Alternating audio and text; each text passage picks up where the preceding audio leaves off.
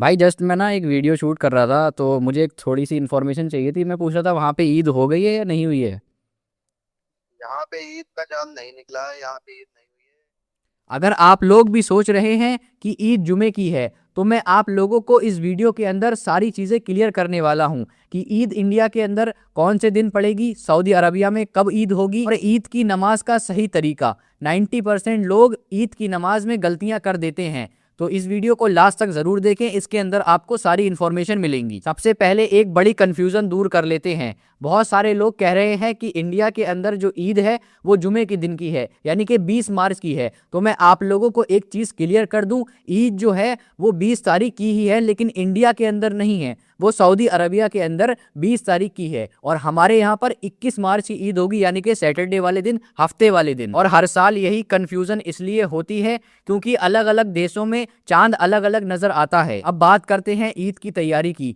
सुबह जल्दी उठना, नहा धोकर मस्जिद में जल्दी पहुंचना ताकि आप लोगों को जगह मिल सके। और कुछ सुन्नतें जो हमारे प्यारे आका नबी पाक सल्लल्लाहु ताला अलैहि वसल्लम करते थे, जैसे खुशबू लगाना, ईद की नमाज को जाने से पहले कुछ मीठा खाना, सबसे बेहतर खजूर है, आप चाहें तो खजूर भी खा सकते हैं। और मस्जिद में दाखिल होने से पहले सदकाए फितर देना। अगर आप लोग सदकाए फितर देते हैं तो इससे आपके ऊपर आने वाली तमाम बलाएं, तमाम मुसीबतें दूर हो जाती हैं, क्योंकि ईद सिर्फ हम लोगों की ही नहीं है और लोगों की भी है। अब सबसे इंपॉर्टेंट बात, ईद की नमाज कैसे पढ़नी है। पहले मैं आपको बता दूं, ईद की नमाज 2 रकात में होती है। अब इसकी नियत कैसे करनी है? नियत ऐसे करनी है, नियत की मैंने 2 रकात नमाज ईद उल फित्र, माँ 6 तकबीरों के, खास वास्ते अल्लाह ताला के, पीछे इस इमाम के, मुंह या रुख मेरा काबा शरीफ की तरफ, अल्लाह अकबर। जैसे ही इमाम साहब अल्लाह अकबर कहेंगे, उनके साथ आपको नियत बांध लेनी है। उसके बाद आपको सना पढ़ना है, फिर 3 तकबीर और होंगी। 3 तकबीर में आप लोगों को कानों तक हाथ ले जाने हैं और फिर छोड़ देने हैं। जैसे ही तीसरी तकबीर होगी, आपको हाथ बांध लेने हैं।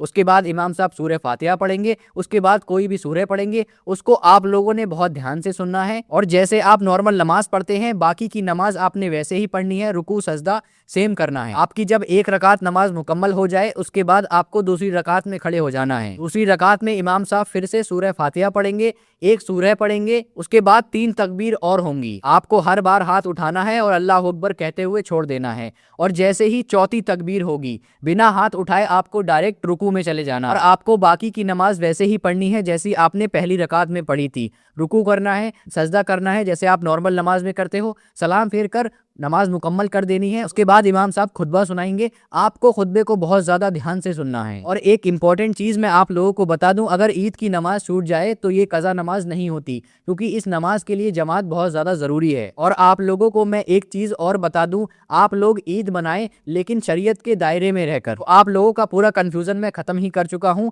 एक बार फिर से बता देता हूँ कि ईद जो है इंडिया के अंदर 21 मार्च की होगी, यानी कि हफ्ते की होगी। और 20 मार्च की जो ईद है वो सऊदी अरबिया के अंदर होगी, वो जुमे के दिन होगी, यानी कि इंडिया के अंदर दूसरी अलविदा पड़ेगी। तो आप लोग इस वीडियो को तमाम मुसलमानों तक शेयर कर दीजिए। जिन लोगों को ईद की नमाज का सही तरीका नहीं पता होगा, उन लोगों को ईद की नमाज का सही तरीका पता चल जाएगा। और जिन लोगों को कन्फ्यूज़न है कि इंडिया में ईद कौन से दिन की है, उनका ये कन्फ्यूज़न भी दूर हो जाएगा। और अगर आप हमारे चैनल पर नए हैं तो चैनल को सब्सक्राइब कीजिए और वीडियो को तमाम लोगों तक शेयर कीजिए। अल्लाह हाफिज़, जज़ाकल्लाह।